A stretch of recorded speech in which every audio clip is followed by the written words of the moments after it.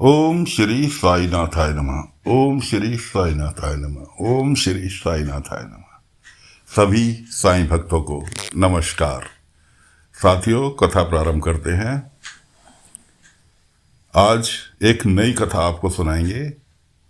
एक व्यक्ति शिरडी गांव में अंतिम समय था, चारपाई पे लेटा हुआ अंतिम क्षण के इंतजार कर रहा है। अहमदनगर शिरडी के नज़दीक में है। वहाँ से उसने वकील को बुलाया और अपनी वसीयत लिखवाई। उसके दो बेटे हैं, एक बेटा अपाहिज है और एक बेटा बीवी बच्चे वाला है। उसने अपनी वसीयत लिखवाई, पूरी जायदाद आधी आधी उसने बांट दी। वसीयत में उसने ऐसा लिखवाया। उसके पास एक बहुमूल्य पत्थर था, उसे भी उसने वसीयत में लिखवाया कि ये भी दोनों भाइयों में बराबर बांटा जाए। अब जिसके बीवी बच्चे थे उसके मन में लालच आया। व्यक्ति अंतिम समय में था, स्वर्ग सिधार गया। अब जब वसीयत वकील ने दी तो उसने वकील से हेरा फेरी करने के लिए कहा। वो वसीयत उसने चेंज कर दी। छोटा भाई जो अपाहिज था, उसके हिस्से में उसने लिखवाया खाली एक पत्थर, बाकी संपूर्ण जायदाद बीवी बच्चे वाले लड़के की। अब जब वसीयत खोल के चार जनों के सामने आई, पास पड़ोसियों के, तो जो बेटा अपाहिज था उसे बड़ा दुख हुआ कि मेरा पिता मेरे को खाली एक पत्थर छोड़ कर गया। लेकिन उसे शक हुआ कि वसीयत में कुछ छेड़छाड़ हुई है।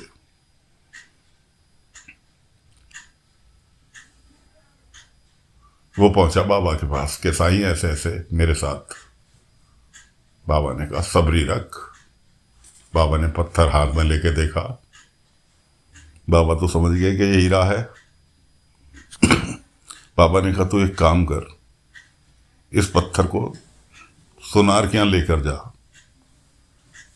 और सुनार के यहाँ इसकी कीमत लगवा कि मुझे बेचना है, लेकिन बेचियो मत। जब तक मैं ना पहुंच जाऊं तब तक तू वहां से उठ के चल दियो कि मैं आ रहा हूं तेरे पीछे पीछे। अब सुनार को उसने दिखाया। ये पहले सुनार को दिखाया, उसने 100 रुपये लगाए। दूसरे सुनार को दिखाया, उसने 100 रुपये लगाए। अपाहिज था, बैसाखी के सहारे चलता था। उसने कहा नहीं, मुझे नहीं बेचना। वो नीचे उतर आया। दुकान उसकी फर्स्ट फ्लोर पर थी सुनार की। वो बेचारा गिरता पड़ता नीचे उतर आया। पीछे पीछे दोनों सुनार के 200 ले ले, 250 ले ले, 300 ले ले, 400 ले ले। इस तरह से वो बढ़ते गए। वो ना करता रहा क्योंकि साईं ने मना किया था कि बेचियो मत जब तक मैं नहीं आ जाऊं। आखिर में आके सुनार कहने लगा भाई आखिरी बोल रहा हूं, 1000 रुपये, इससे ऊपर न 1 रुपये ज़्यादा न 1 रुपये कम। अब तेरी इच्छा है, बेचना चाहे बेच दे, नहीं तो मत बेच। इतने में बाबा पहुंच गए। उसने बाबा की तरफ देखा, बाबा ने इशारा कर दिया। उसने कहा ठीक है। सुनार ने उसे 1000 रुपये दिए और पत्थर लेकर अपनी दुकान। इतने में उसका भाई और भाभी, जिन्होंने पूरी जायदाद हड़प ली थी, पहुंच गए। केस पैसे में उन्हें भी पता चल गया कि जी पत्थर 1000 रुपये का बिका। केस असल में वो पत्थर हीरा था जिसके ऊपर उसके पिता ने कुछ रंग वगैरह लगा रखा था जिससे पब्लिक की नजरों से बचा रहे। आम पत्थर दिखाई दे रहा था, असल में वो हीरा था। उस जमाने में 1000 रुपये की कीमत मान के चलो आप, आज के हिसाब से लगाई जाए तो 10 लाख रुपए। खैर, वो कह रहे कि इस पत्थर पे हमारा भी हक है। वो नहीं, इस पैसे पे हमारा भी हक है। तब बाबा ने पूरा खुलासा किया, क्यों जायदाद में हक नहीं था इसका? जो पत्थर में तुमने तो इसे पत्थर देके चलता कर दिया था, ये तुम्हारे लिए तो ये पत्थर था, ये तो मुझे पता था या इसे पता था या सुनार को पता था, इसे भी नहीं पता था। तब जाके बात खुली और झोंक में आके उसकी भाभी पक गई कि हमने के पिताजी ने तो वसीयत में आधा आधा लिखा था कि पत्थर पर भी आधा हक है। अब उसका आदमी चुप करा रहा उसका, लेकिन वो झोंक में पक गई कि जी हमने वसीयत चेंज करी थी। खैर बाबा के सामने तो किसी की चलती नहीं थी। दोनों जने शर्मिंदा हुए, बाबा से माफ़ी मांगी। बाबा ने कहा माफ़ी मेरे से नहीं, इससे मांगो। खैर उनका बीच बचाव कराया, दोनों परिवारों को एक कराया। अब चलते हैं कुलकर्णी वाड़े की ओर। मास्टर जी को रोजाना खाना खाने जाना था। कुलकर्णी सरकार ने निमंत्रण दे रखा था। उधर अपनी बहन के ऊपर बहुत ही सख्ती से उन्होंने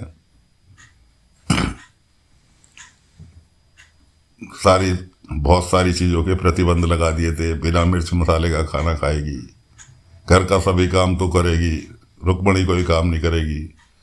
रुक्मणी जी वैसे भी बीमार चल रही थी। इतने में मास्टर जी आए गोविंदा के साथ। मतलब गोविंदा भी खुश था, मास्टर जी भी खुश थे, क्योंकि मास्टर जी को तो बाबा ने एंट्री कराई थी बहाने से। गोविंदा और मास्टर जी खेलने लगे। उनका खेल में कुलकर्णी की बहन ने भी साथ दिया, क्योंकि कुलकर्णी घर में नहीं था, गांव से बाहर गया हुआ था। वो खेल ही रहे थे कि इतने में कुलकर्णी सरकार के आगमन हुआ। अब कुलकर्णी सरकार ने तीनों को भागते दौड़ते देखा तो कुलकर्णी तो सुलग गए कायदे से। उन्होंने सीधे सीधे सबसे पहले तो मास्टर जी की, श्रीकांत की खबर ली कि आज के बाद मेरे वाड़े में कदम रखने की जरूरत नहीं है, मुझसे बुरा कोई नहीं होगा। खैर मास्टर जी को तो हड़का के उन्होंने भगा दिया। अपनी बहन के को भी खरी खोटी सुनाई। उसके बाद सीधा आदेश दिया कि जिस तरह से गांव की और विधवाएं रहती है उसी तरह से तुम्हें भी आज से रहना होगा। बिना नमक मिर्च मसाले का खाना खाओगे, एक कोने में पड़े रहोगे। इधर कुलकर्णी को फिर बाहर जाना पड़ा और कुलकर्णी की बहन एक कमरे में माँ बेटे बंद होके रह गए, क्योंकि अब गोविंदा का दूसरा रूप सामने आया। मास्टर जी ने समझाया, बाबा ने समझाया, हर ऊंच नीच उसे समझाई गई तो वो अपनी माँ से प्यार करने लगा। वो अपनी माँ के बिगड़ नहीं रहा। तो माँ बेटे अपने कमरे में बैठे हुए थे कि गोविंदा को बहुत तेज बुखार हो गया। कुलकर्णी वाड़े में नहीं, केशव वाड़े में नहीं, अंता पंता जो सेवक थे वो भी कुलकर्णी के साथ गए हुए थे। मतलब कहने का कि दवा कहाँ से मिले। कुलकर्णी की बहन ने रुक्मणी जी को पुकारा कि बहनी गोविंदा को कैसे भी करके बचाओ, बहुत तेज बुखार हो रहा है। अब रुक्मणी जी चाहकर भी नहीं कह पा रही, क्योंकि उन्हें पता था कि जीव जो है वो साईं से नफरत करती है, लेकिन इसका इलाज केवल साईं कर सकते हैं। खैर जब गोविंदा की तबीयत और ज़्यादा खराब हुई, रुक्मणी जी ने कहा भले ही मुझे सरकार घर से बाहर निकाल दे, लेकिन मुझे अब साईं के पास जाना होगा। तो दोस्तों रुक्मणी जी पहुंच गई गोविंदा को लेके बाबा के पास उसके इलाज के लिए। उधर श्रीकांत बैठे हैं बाबा के पास आप बीती सुनाने के लिए। तो साथियों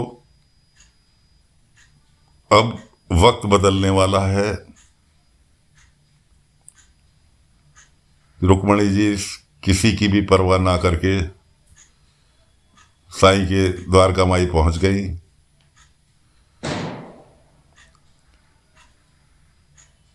देखते हैं आगे क्या होता है। फिलहाल कथा को यहीं विराम दे रहे हैं। आगे देखते हैं कथा किस करवट चलेगी, कैसे कैसे आगे बढ़ेगी। फिलहाल आगे की कथा का इंतजार करें। अगले अंक में फिर लेकर फिर हाजिर होंगे। फिलहाल कथा को विराम देते हैं। ओम साई राम, ओम साई राम, ओम साई राम।